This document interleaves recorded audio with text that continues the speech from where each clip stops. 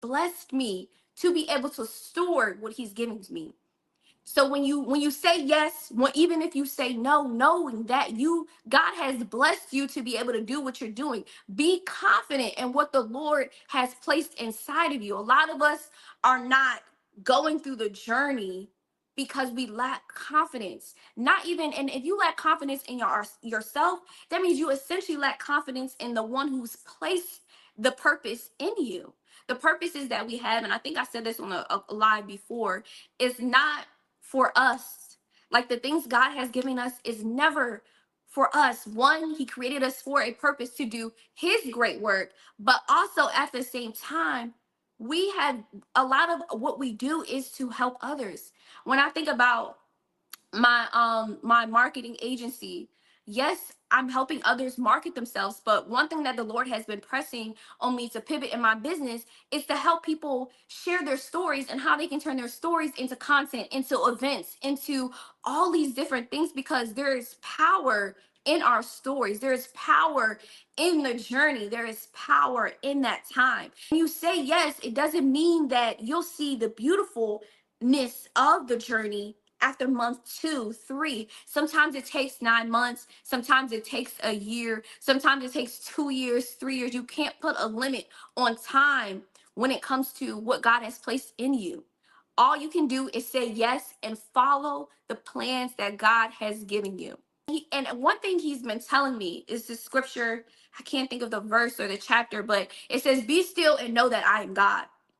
So for those who said yes, no, trying to figure out their next move, be still and know that he is God. So even when you're going through these pains, this uncertainty, be still and know that he is God, right? Like we don't have to try to make the plans work or the journey work when we're going through these things. Be still and know that he is God, and that if he placed it in you, that he will guide you to be able to complete it. You don't have to complete the business, the book, anything by yourself. Everything that God has placed in you to do, he will complete the good work. He will do the good work in you.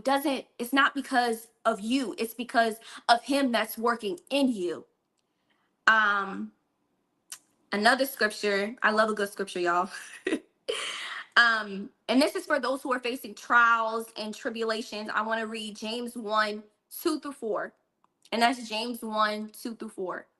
"Consider it pure joy, my brothers and sisters, whenever you face trials of many kinds, because you know that the testing of your faith produces perseverance. Let perseverance finish its work so that you and co- may be mature and complete, not lacking anything." Honestly, I should have started with this scripture because this is so good. This speaks to those trials. This speaks to the lack of confidence. This speaks through the warfare you may be experiencing. This speaks through the tests that are coming, the things that are making you feel distracted, unfocused, or even not want to act or be obedient to what God's calling you to do. This speaks to it. It says, "Consider it pure joy." So be thankful that you're going through these trials, you're going through these growing pains, labor pains, whatever may be experienced, because it is helping you to be able to complete the journey, the purpose, the thing that God has called you to do. And then it goes on to say, "Because you know that the testing of your faith produces perseverance."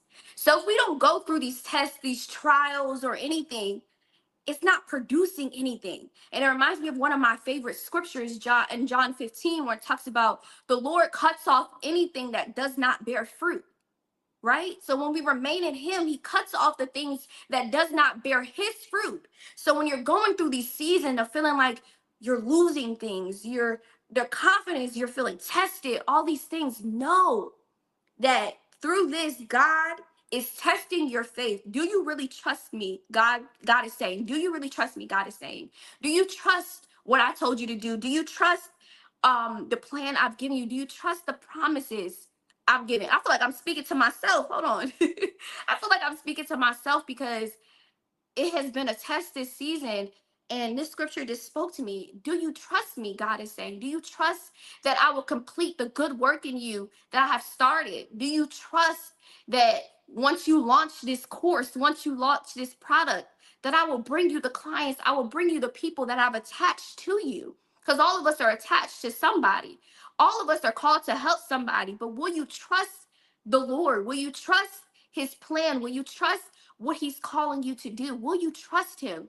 Is what the Lord is saying. Will you go through the trials in order for your faith to be stronger, for for you to be even more on fire in your purpose?